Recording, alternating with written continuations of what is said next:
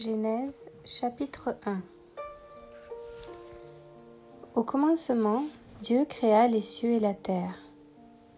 La terre était informe et vide. Il y avait des ténèbres à la surface de l'abîme, et l'Esprit de Dieu se mouvait au-dessus des eaux. Dieu dit : que la lumière soit. Et la lumière fut. Dieu vit que la lumière était bonne, et Dieu sépara la lumière d'avec les ténèbres. Dieu appela la lumière jour, et il appela les ténèbres nuit. Ainsi, il y eut un soir et il y eut un matin. Ce fut le premier jour. Dieu dit qu'il y ait une étendue entre les eaux et qu'elle sépare les eaux d'avec les eaux. Et Dieu fit l'étendue et il sépara les eaux qui sont au-dessous de l'étendue d'avec les eaux qui sont au-dessus de l'étendue. Et cela fut ainsi. Dieu appela l'étendue ciel. Ainsi, il y eut un soir et il y eut un matin. Ce fut le second jour. Dieu dit que les eaux qui sont au-dessous du ciel se rassemblent en un seul lieu et que le sec paraisse. Et cela fut ainsi. Dieu appela le sec terre et il appela l'amas des eaux mer. Dieu vit que cela était bon. Puis Dieu dit que la terre produise de la verdure, de l'herbe portant de la semence, des arbres fruitiers donnant du fruit selon leur espèce, ayant en eux leur semence sur la terre. Et cela fut ainsi. La terre produisit de la verdure, de l'herbe portant de la semence selon son espèce, et des arbres donnant du fruit et ayant en eux leur semence selon leur espèce. Dieu vit que cela était bon. Ainsi, il y eut un soir et il y eut un matin. Ce fut le troisième jour. Dieu dit qu'il y ait des luminaires dans l'étendue du ciel pour séparer le jour d'avec la nuit, que ce soit des signes pour marquer les époques, les jours et les années, et qu'ils servent de luminaires dans l'étendue du ciel pour éclairer la terre. Et cela fut ainsi. Dieu fit les deux grands luminaires, le plus grand luminaire pour présider au jour, et le plus petit luminaire pour présider à la nuit. Il fit aussi les étoiles. Dieu les plaça dans l'étendue du ciel pour éclairer la terre, pour présider au jour et à la nuit, et pour séparer la lumière d'avec les ténèbres. Dieu vit que cela était bon. Ainsi, il y eut un soir et il y eut un matin. Ce fut le quatrième jour. Dieu dit que les eaux produisent en abondance des animaux vivants et que des oiseaux volent sur la terre vers l'étendue du ciel.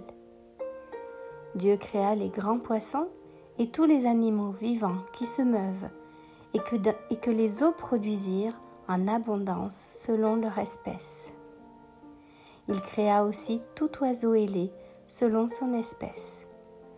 Dieu vit que cela était bon. Dieu les bénit en disant : soyez féconds, multipliez et remplissez les eaux des mers, et que les oiseaux multiplient sur la terre.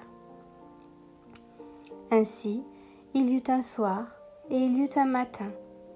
Ce fut le cinquième jour. Dieu dit que la terre produise des animaux vivants selon leur espèce, du bétail, des reptiles et des animaux terrestres selon leur espèce. Et cela fut ainsi. Dieu fit les animaux de la terre selon leur espèce, le bétail selon son espèce, et tous les reptiles de la terre selon leur espèce. Dieu vit que cela était bon. Puis Dieu dit : faisons l'homme à notre image, selon notre ressemblance, et qu'il domine sur les poissons de la mer, sur les oiseaux du ciel, sur le bétail, sur toute la terre et sur tous les reptiles qui rampent sur la terre. Dieu créa l'homme à son image. Il le créa à l'image de Dieu. Il créa l'homme et la femme.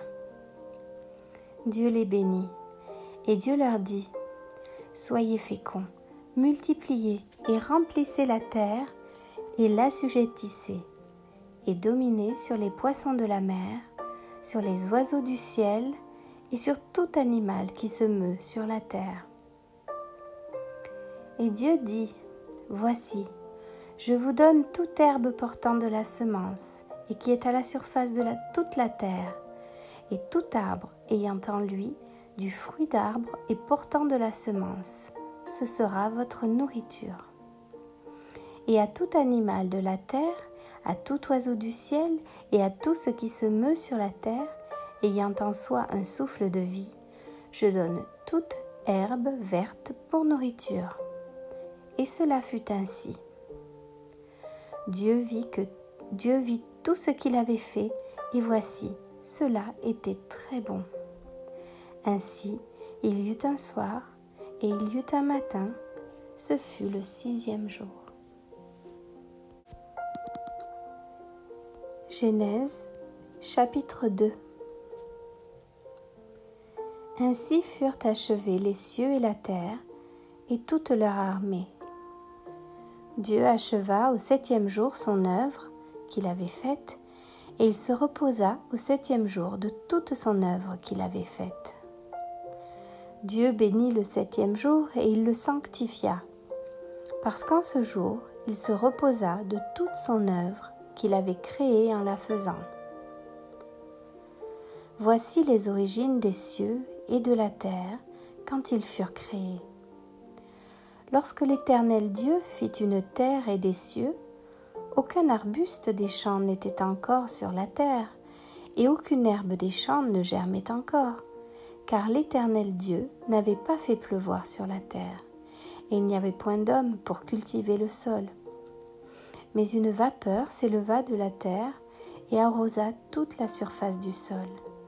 L'Éternel Dieu forma l'homme de la poussière de la terre. Il souffla dans ses narines un souffle de vie, et l'homme devint un être vivant. Puis l'Éternel Dieu planta un jardin en Éden, du côté de l'Orient, et il y mit l'homme qui l'avait formé. L'Éternel Dieu fit pousser du sol des arbres de toute espèce, agréables à voir et bons à manger, et l'arbre de la vie au milieu du jardin, et l'arbre de la connaissance du bien et du mal. Un fleuve sortait d'Éden pour arroser le jardin, et de là, il se divisait en 4 bras. Le nom du premier était Pishon. C'est celui qui entoure tout le pays de Havila, où se trouve l'or. L'or de ce pays est pur. On y trouve aussi le bdellium et la pierre d'onyx. Le nom du second fleuve est Gihon. C'est celui qui entoure tout le pays de Couche. Le nom du troisième est Hiddekel.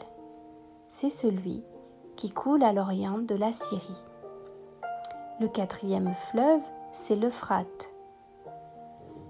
L'Éternel Dieu prit l'homme et le plaça dans le jardin d'Éden pour le cultiver et pour le garder. L'Éternel Dieu donna cet ordre à l'homme : Tu pourras manger de tous les arbres du jardin, mais tu ne mangeras pas de l'arbre de la connaissance du bien et du mal, car le jour où tu en mangeras, tu mourras. L'Éternel Dieu dit : Il n'est pas bon que l'homme soit seul, je lui ferai une aide semblable à lui.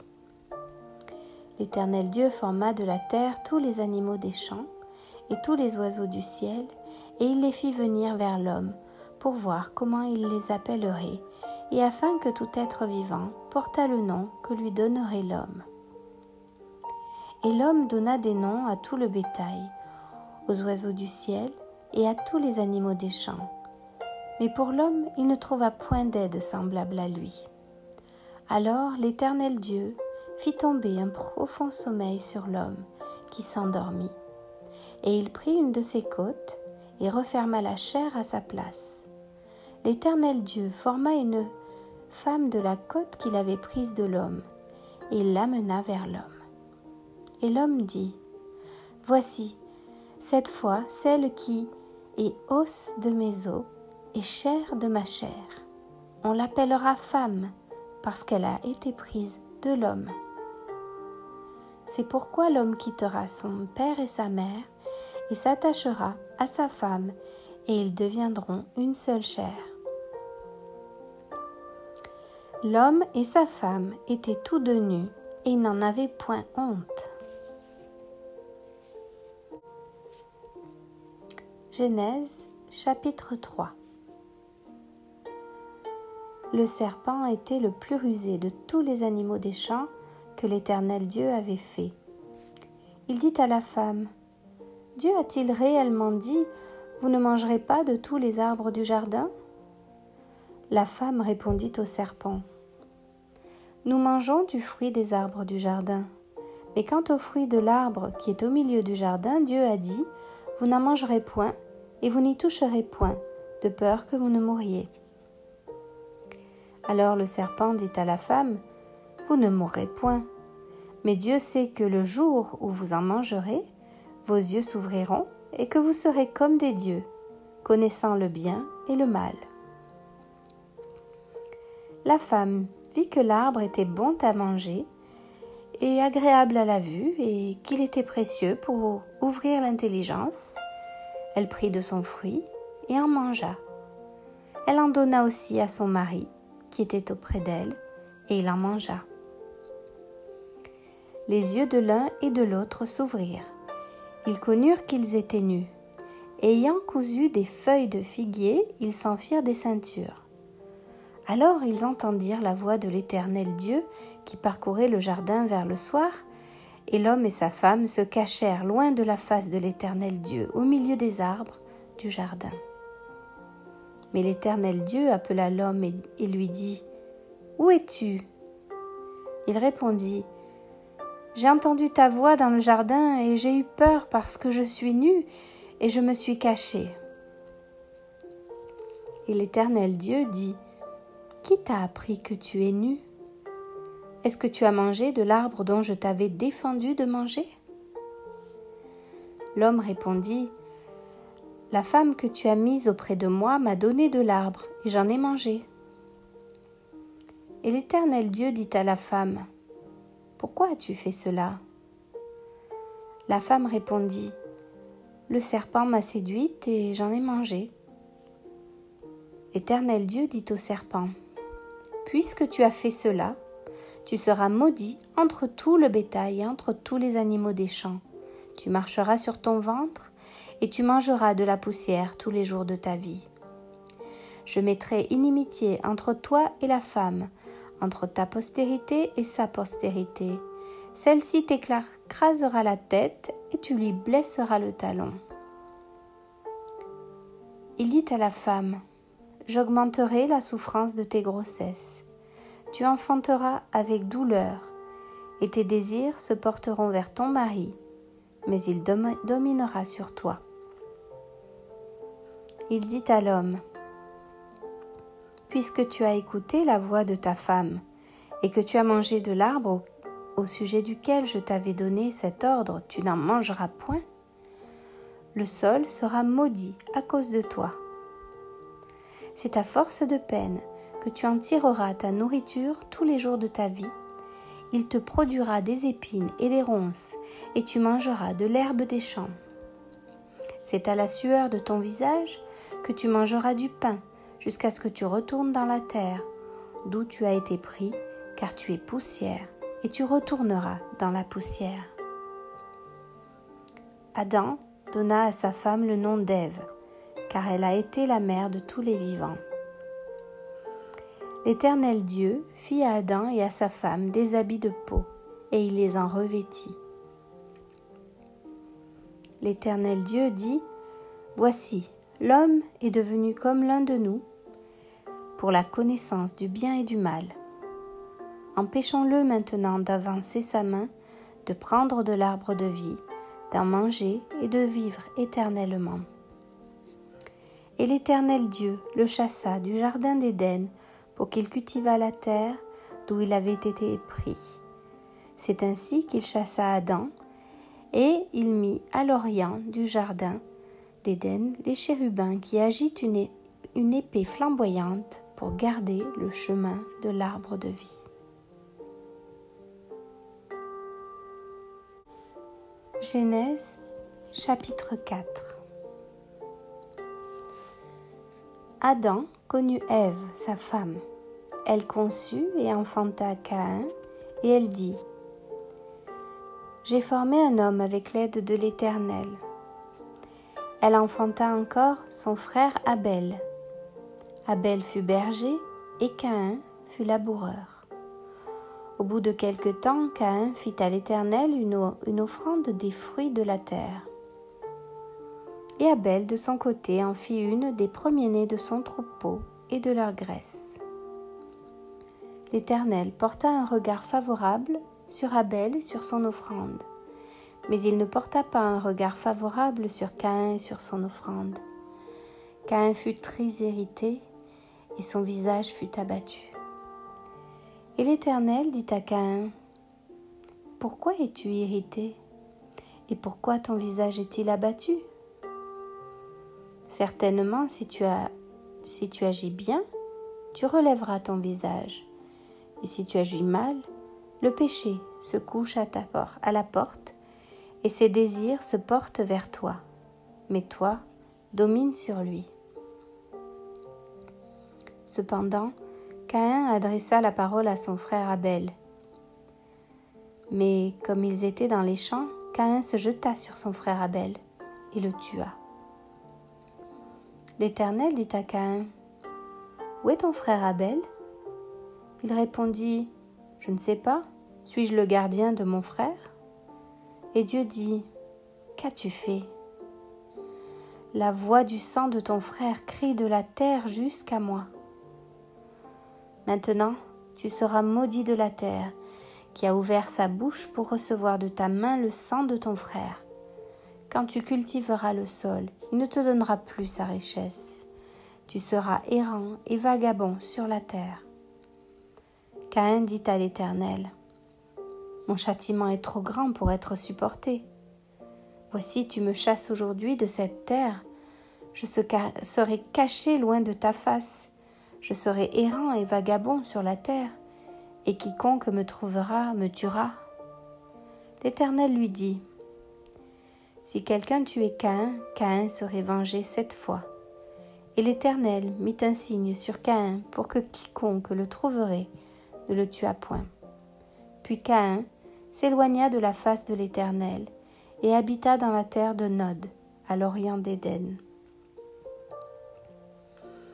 Caïn connut sa femme, elle conçut et enfanta Hénoc. Il bâtit ensuite une ville, et il donna à cette ville le nom de son fils, Hénoc. Hénoc engendra Irad, Irad engendra Méhujaël, Méhujaël engendra Métushaël, et Métushaël engendra Lémec. Lémec prit 2 femmes.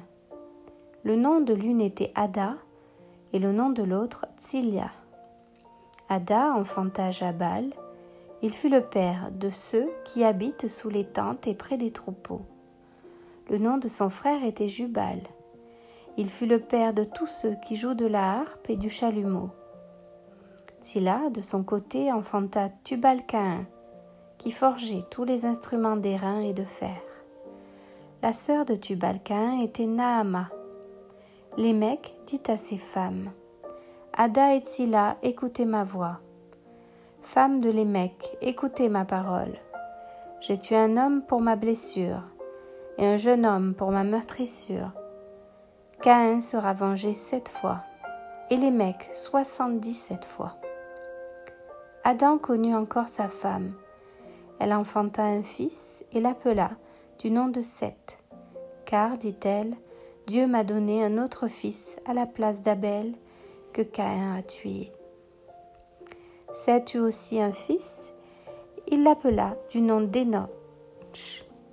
C'est alors que l'on commença à invoquer le nom de l'Éternel.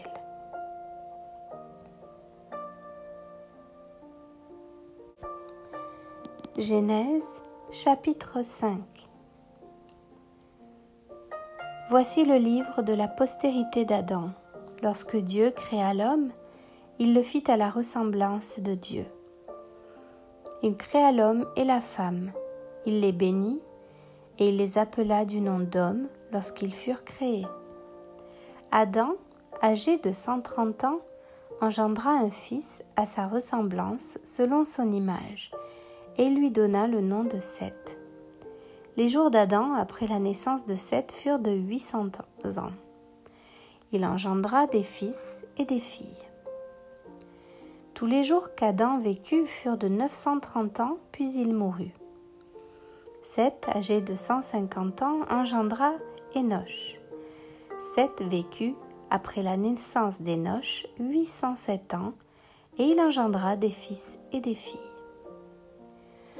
Tous les jours de Seth furent de 912 ans, puis il mourut. Énoch, âgé de 90 ans, engendra Kénan.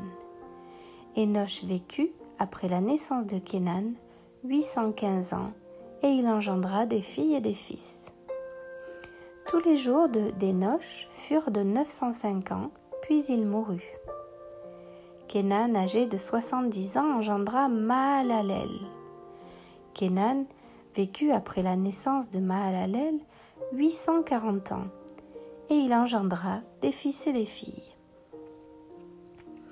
Tous les jours de Kénan furent de 910 ans, puis il mourut. Mahalalel, âgé de 65 ans, engendra Jéred. Mahalalel vécut après la naissance de Jéred 830 ans. Il engendra des fils et des filles. Tous les jours de Mahalalel furent de 895 ans. Puis il mourut. Jéred, âgé de 162 ans, engendra Hénoch. Jéred vécut après la naissance d'Hénoch 800 ans. Et il engendra des fils et des filles. Tous les jours de Jéred furent de 962 ans, puis il mourut. Hénoch, âgé de 65 ans, engendra Méthusélah. Hénoch, après la naissance de Méthusélah, marcha avec Dieu 300 ans. Il engendra des fils et des filles. Tous les jours d'Hénoch furent de 365 ans. Hénoch marcha avec Dieu, puis il ne fut plus parce que Dieu le prit. Méthusélah, âgé de 187 ans, engendra Lémec. Méthusélah vécut après la naissance de Lémec 782 ans, et il engendra des fils et des filles. Tous les jours de Méthusélah furent de 969 ans, puis il mourut. Lémec, âgé de 182 ans, engendra un fils. Il lui donna le nom de Noé, en disant « Celui-ci nous consolera de nos fatigues et du travail pénible de nos mains, provenant de cette terre que l'Éternel a maudite. » Lémec vécut, après la naissance de Noé, 595 ans, et il engendra des fils et des filles. Tous les jours de Lémec furent de 777 ans, puis il mourut. Noé, âgé de 500 ans, engendra Sem, Cham et Japheth.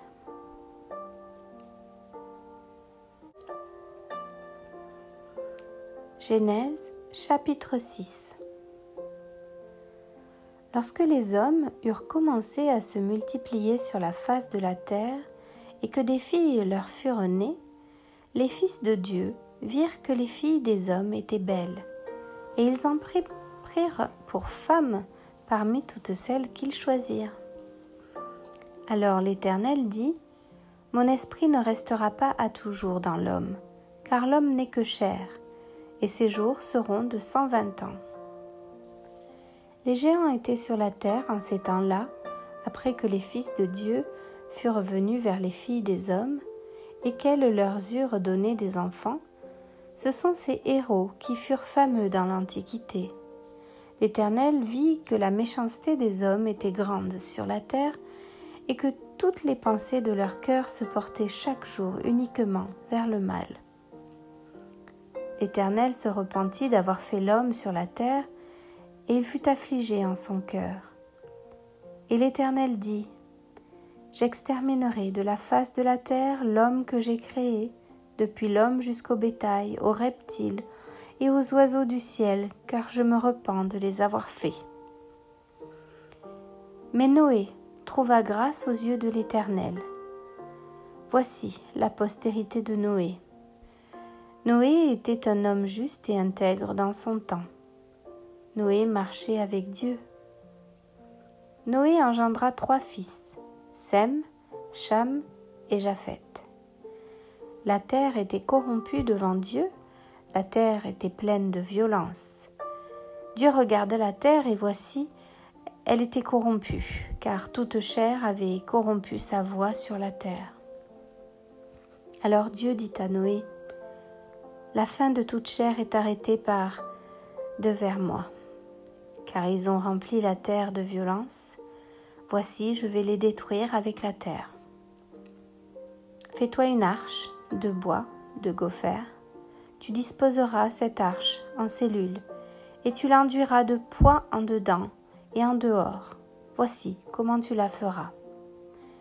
L'arche aura 300 coudées de longueur, 50 coudées de largeur et 30 coudées de hauteur. Tu feras à l'arche une fenêtre que tu réduiras à une coudée en haut. Tu établiras une porte sur le côté de l'arche et tu construiras un étage inférieur, un second et un troisième. Et moi, je vais faire venir le déluge d'eau sur la terre pour détruire toute chair ayant souffle de vie sous le ciel. Tout ce qui est sur la terre périra. Mais j'établis mon alliance avec toi. Tu entreras dans l'arche, toi et tes fils, ta femme et les femmes de tes fils avec toi. De tout ce qui vit, de toute chair, tu feras entrer dans l'arche 2 de chaque espèce pour les conserver en vie avec toi. Il y aura un mâle et une femelle. Des oiseaux selon leur espèce, du bétail selon son espèce, et de tous les reptiles de la terre selon leur espèce. 2 de chaque espèce viendront vers toi pour que tu leur conserves la vie. Et toi, prends de tous les aliments que l'on mange, et fais-en une provision auprès de toi, afin qu'ils te servent de nourriture, ainsi qu'à eux. » C'est ce que fit Noé. Il exécuta tout ce que Dieu lui avait ordonné.